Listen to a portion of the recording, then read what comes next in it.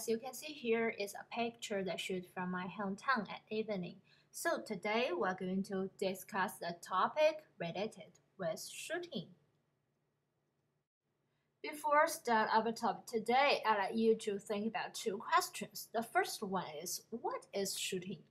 This definition may be different according to different people's understanding, and here, as for me, I would prefer treating as a foundation of a video. Then comes the second question, what kind of video you should be trying to capture, or how to capture good videos.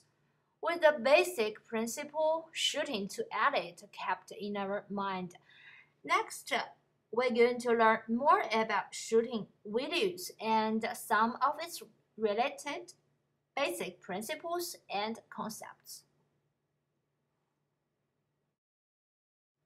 Here you can say Rubin's rules of shooting was mentioned. There are 10 important principles, and the first one is shoot to edit.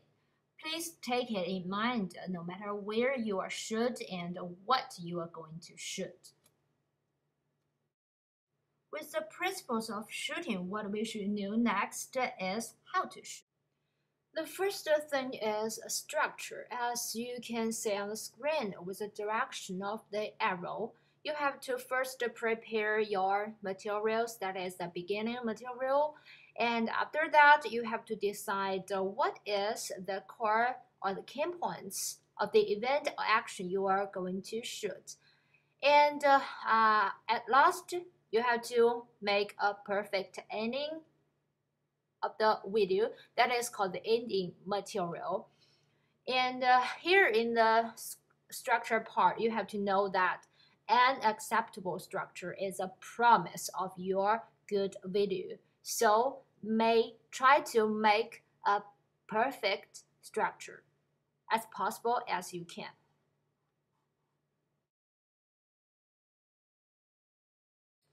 With a good structure, now we are going to say something about the camera shots. There are generally 3 kinds of camera shots. The first one is close-up, also known as CU, and the second one is a medium shot, and the third one is the wide shot. If you are not very clear about those 3 camera shots, I will give you some examples of those shots next. As you can see, here are individual examples of the 3 camera shots. On the above is the close-up camera shots. You can see the man's face clearly. So close-up shots is powerful. It is always used to convey information in details. So my suggestion is that when you use it, be careful. And in the middle, you can say it's a medium shot. As you can see here, you can say half of the man's body.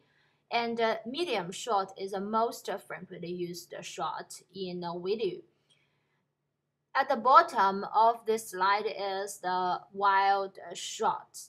You can say the whole environment that the man was playing his instrument.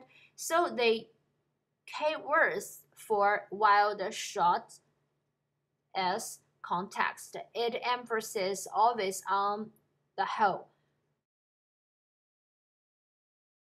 Coverage is also very important in shooting. You have to choose the range of your view, far or near, short or long. All of this should be decided and dependent on the content of your shooting and the aim or goals of your video. After the general understanding of what is shooting and how to shoot, here are some tips and skills that will be helpful for your future video.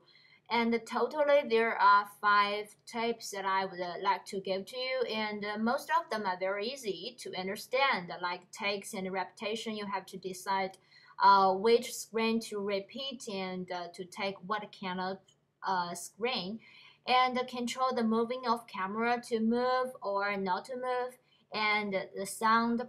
How to decide the noise when you are shooting a video. And here I want to emphasize more on the tip 2 and tip 4, framing and design and lightning. First, let's look at how to frame and design your shooting. Here's 3 points you have to pay attention to in framing. Symmetry, balance, and set frame emergence. About symmetry, also it should depend on personal necessity. You do not need to center every time when you shoot, just center when you need. And about the set frame emergence, you have to make sure that your title and main action are clear when you set the merging. And about balance, 2 rules have to be used. The rule of source and looking into the frames, which I will talk about it in much more details. The first paragraph is talking about the rule of thirds in framing. It is said that you do not need to always make the subject in the middle of your frame. I think it is the same with centering, the skill that we have talked about it just now. And the second paragraph, as you can see here, it is talking about looking into the frame. Looking into the frame can guarantee your frame looks much more comfortable. So just try it. That is very important for shooting video or a picture. So that is why the skill of lightning in shooting is called the paint of photography.